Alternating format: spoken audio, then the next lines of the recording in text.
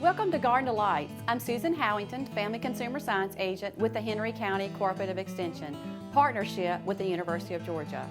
Today we're going to be talking about pears, and we're going to be making a pear salad. We'll also hear from Frank Hancock, our Agriculture and Natural Resource Agent, and he's going to talk more about our farmers market. We'll see you back in just a little bit on Garden Delights.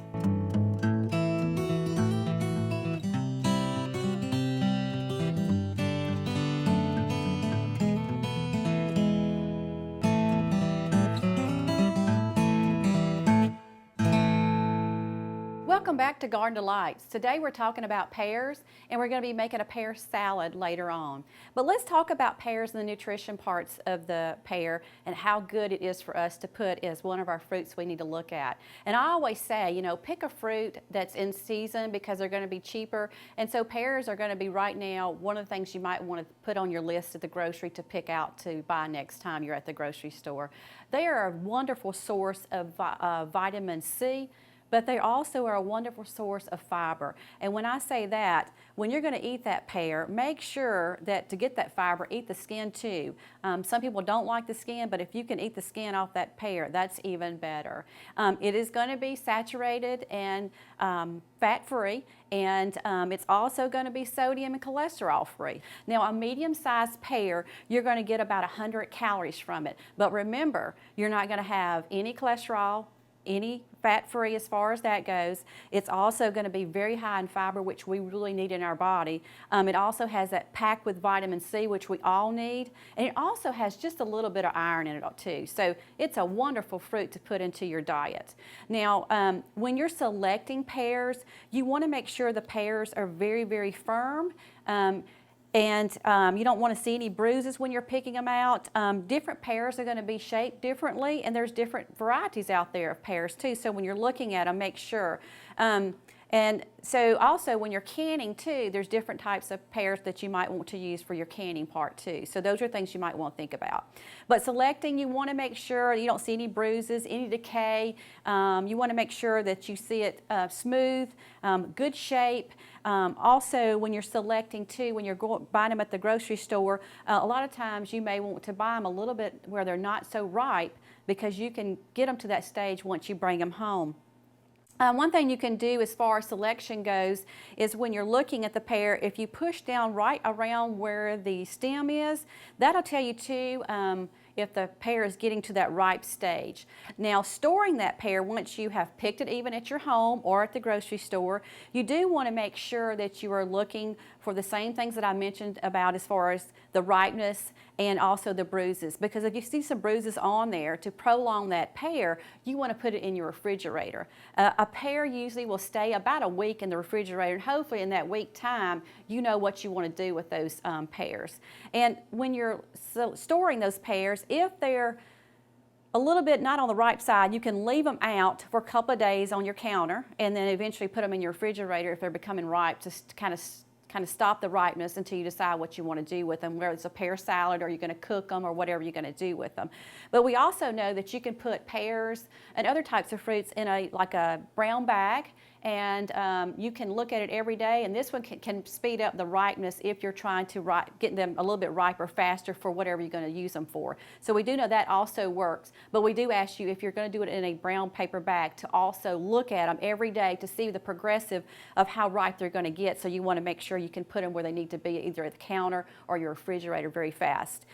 We do know also all fruit needs to be washed, and I always say this: if you're picking them at the grocery store, you don't know how many people have touched this pear before you picked it out and said, this is the one I want to buy. So make sure you're going to wash that pear, whatever you're going to do, eat it just straight like a pear, or you're going to put it in the salad, or you're going to cook it. Just make sure that you wash the pear. Now, preparation for that pear, we're going to make that pear salad, but you can eat, like I said, the pear fresh, or you can make a salad. You want to make sure that you do know this, that once you cut into a fruit, and especially a pear, it is going to turn brown. And the only way you're going to stop it from turning brown is to add an antioxidant to it.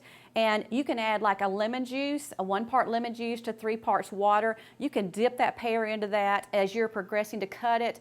That's going to keep that pear really white, doesn't have the brown look coming to it, and it just keeps it real fresh and looking really good when you're going to prepare it for whatever meal you're going to have it with. So just keep that in mind. As far as canning goes, pears can very well. I love to make pear relish. You can make pear preserves. You can even take pears and make them and can them into whole half pears and make even pickled pears, which would be also good. So you can see this is very versatile from the way that you decide you want to prepare that pear. And it's also packed with a lot of good nutrients, so we want to make sure that we put that pear in that list of your grocery list. So when we come back, we're going to be making that pear salad, and hope you're going to like this recipe. So we'll see you back in just a little bit on Garden Delights.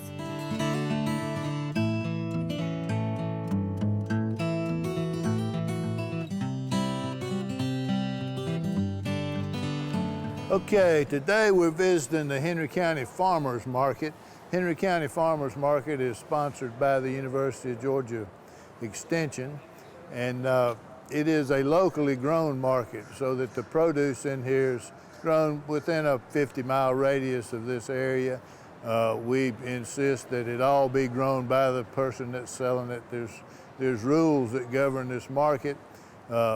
Farmers markets have become more and more popular in the last few years, with the people getting out and want to see where their produce actually is coming from. So it gives you an opportunity to come out and meet some of the local farmers and talk to them about how they're growing their produce. You can even go visit their farm. All of them are willing to let you do that. And in fact, on days when the market's not running, they can have you out to their farm to pick some produce. So there's a lot of advantages. It keeps money in the local community. It gives our farmers a place to sell their product without having to go to distant counties where farmers markets exist. So it's been very successful. This is our 6th year of operation. There will be 4,000 or 5,000 customers come through the market before the year's over. Quite a bit of activity goes on here. Today, for example, we've got our 4-H club members have got their projects set up at the front of the building. We also have a 4-H'er here who is making his presentation today to put in his portfolio that he's come out to make his presentation. Henry County 4-H'ers are very active, and there's a lot of them that participate in the county project achievement as well as district project achievement. It is a public speaking kind of event that helps develop good citizens out of our youth. Today we've got about 17 vendors here in the market. The Henry County Library System is represented, as well as quite a few produce vendors. Also local entrepreneurs are here that sell their goods. But everything that's in the market is locally grown, locally produced. And today's event is a tomato tasting event. So we've got all the different varieties of tomatoes that are in the market, and they're set up at a table up at the front that to let people pick out which tomato they like the best, to help them decide as they're going through the market looking at various varieties of tomatoes, that they can pick out the ones they like the best. So that's what we're doing today. We also have the chef come in from Piedmont Hospital. I think he'll be here next week. He was here week before last, and he comes in and selects items from the market and shows how to prepare a dish for that. So if you haven't been to the market, it's in operation from the last Thursday in May to the last Thursday in August, from 10 o'clock to 2 o'clock in the arena here in Heritage Park. So let's go through the market here and see what's going on, and then we're going to go inside and see what Susan's fixing.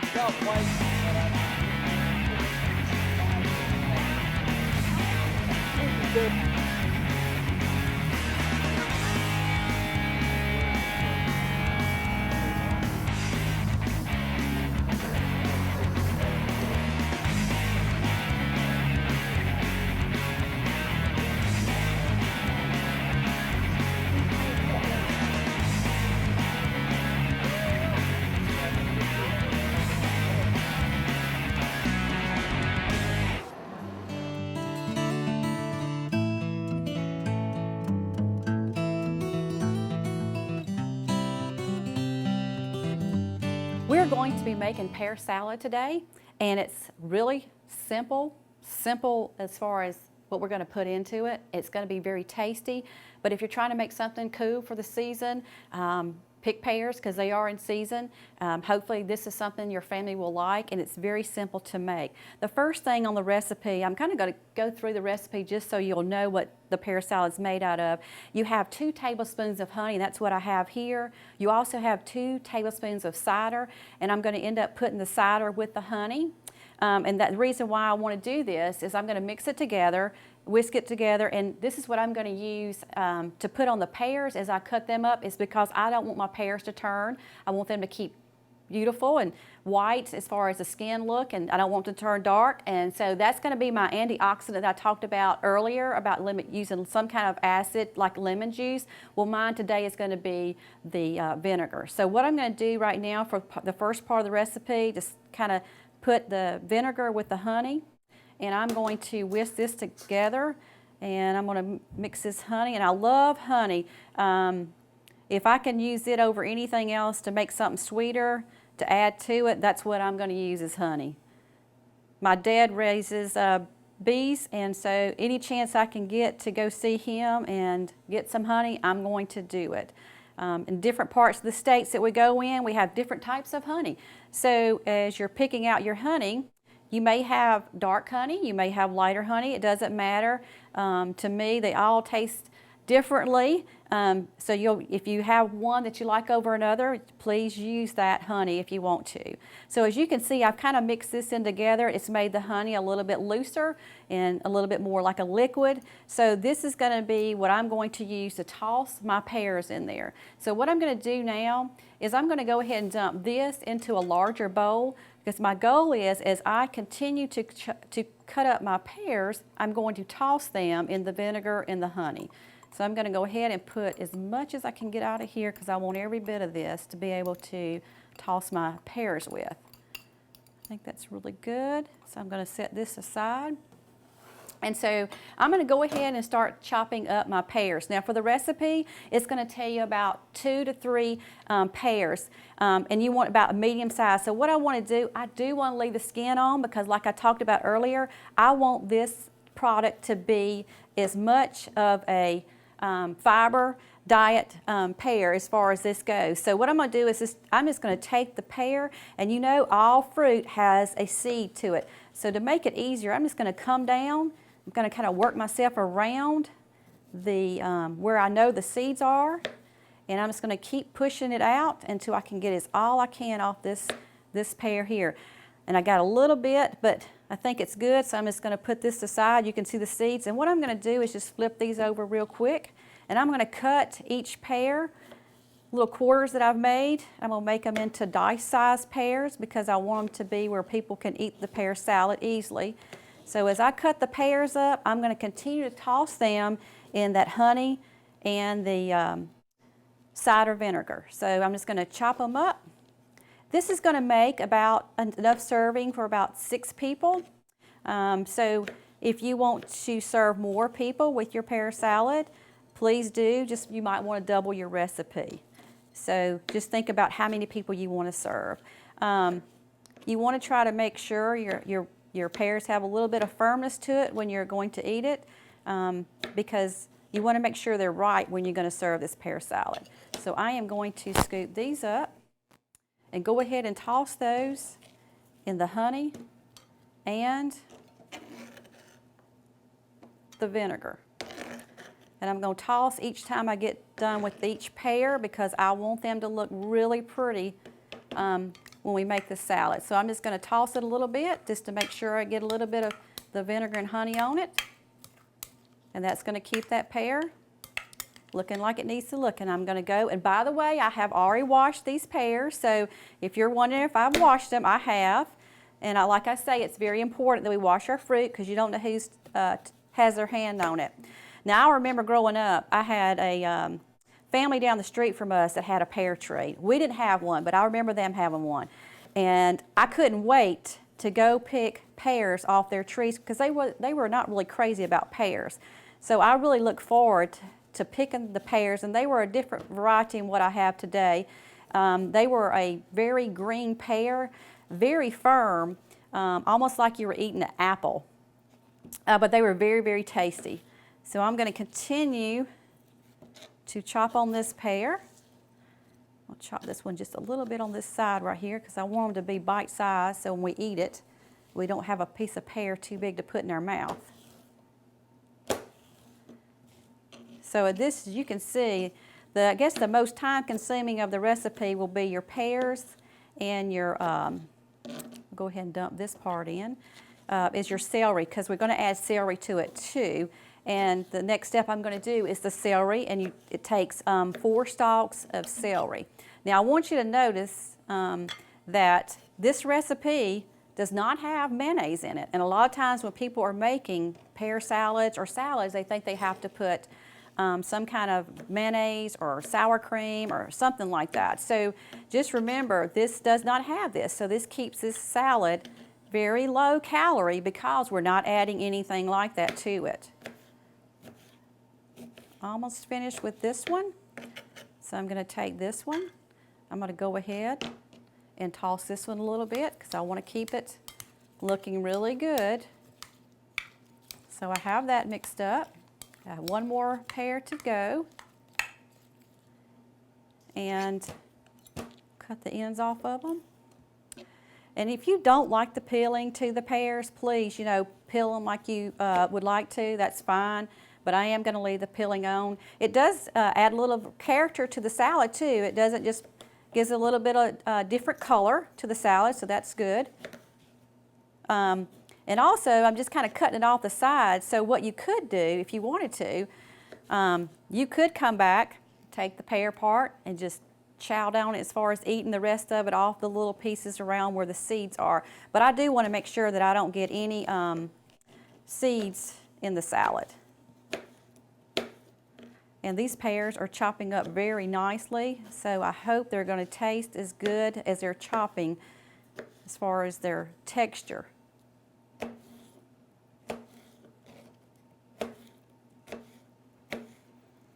One more side to go.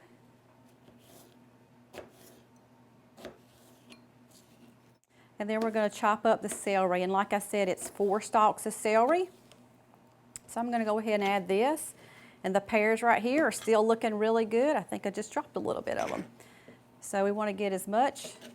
And one thing I left off today is my scoop. I have to remember to get that out every once in a while because it's very helpful when you're trying to scoop up, when you're chopping things up, it really helps. So we're going to move that into the bowl. And the reason why I did the pear first, like I said, is because I want to keep it from turning brown. It's going to mix this up a little bit more. So that was about 3 pears.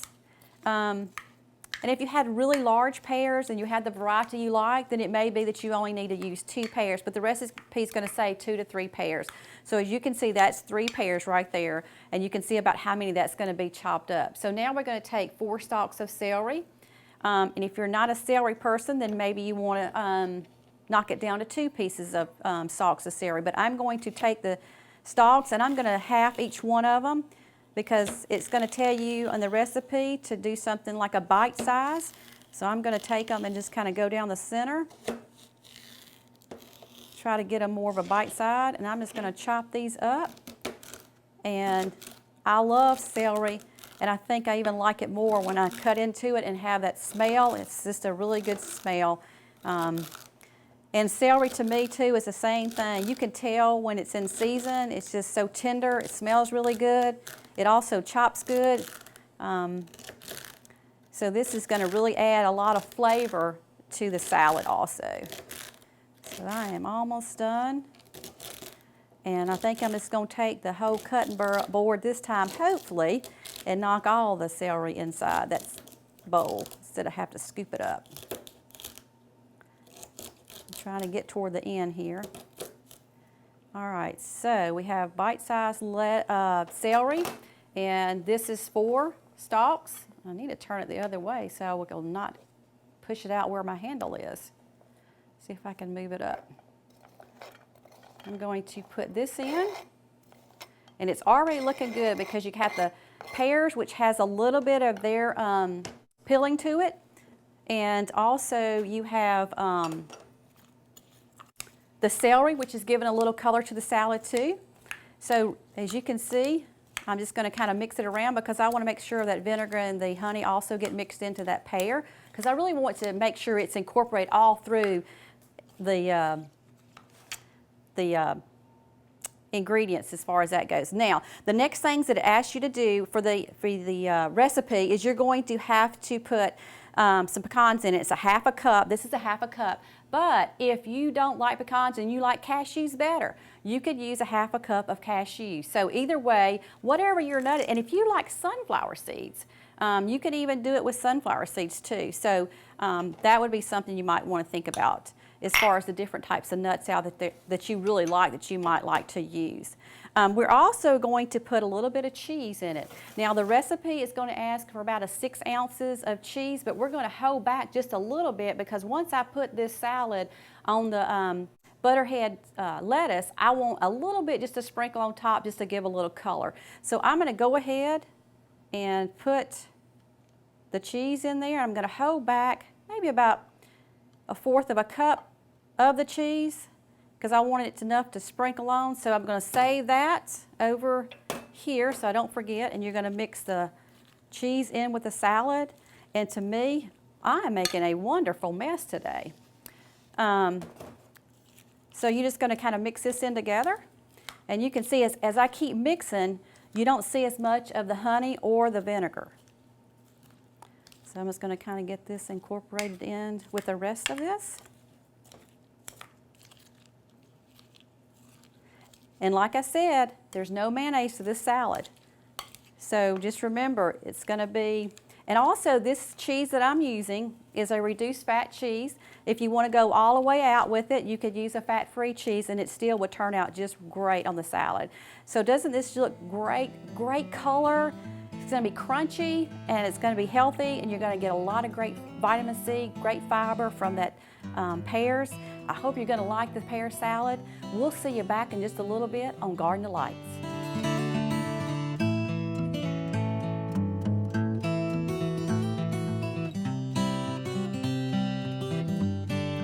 Welcome back to Garden Delights. We had to pull Frank from the farmer's market. We had tomato tasting today, and they had a lot of good tomatoes out there for people to choose from, Frank, and I know you got a favorite probably. I've eaten a lot of tomatoes. You know, they cut them up in little bitty pieces.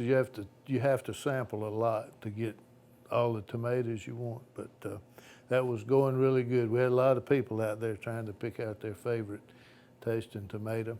A lot of them didn't even know there were that many varieties of tomatoes to choose from, so that was going good. It was really good. But I knew I had to come in here and taste what you were fixing. Yes, so I will be comparing this to all the tomatoes that I've been tasting. That sounds really good. Well, today we have pear salad. All right. And so it's a little different from what you probably are used to. It doesn't have any mayonnaise in it now, Frank. So it's hopefully going to be really healthy for you. So I'm going to go ahead and spoon you some up. And what I'm going to do, it has a little bit of cheese in it, but if you're like me, I love cheese. Now, what I told you in the recipe was you could put it on a bed of lettuce, and I chose the butterhead lettuce because I like it because it's really flat. But you also can eat that lettuce too. It just makes it really pretty as far as showing it, so don't feel like you can't eat your pear salad. You could roll that up like a taco, right? You really could. That's a grand idea. You really could. So I'm going to take a little bit more. Pear taco. I Sprinkle like this pears. My grandmother had pear trees, and we used to stand out there and eat pears. When I found someone in my neighborhood that had a pear tree, I used to really like going to their house to pick some pears myself. They're very tasty and very good. Well, let's see what you think. All right, let's go. And see what you think as far as the taste. That pear is pretty good. That pear is real good. It's very crunchy.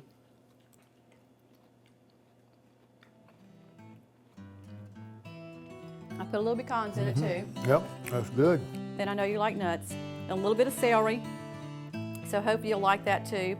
Now, it doesn't hold on to my fork real well. I know. I may have to get out my chopsticks. Okay, we'll let you do that also. Check out the website to find the recipe.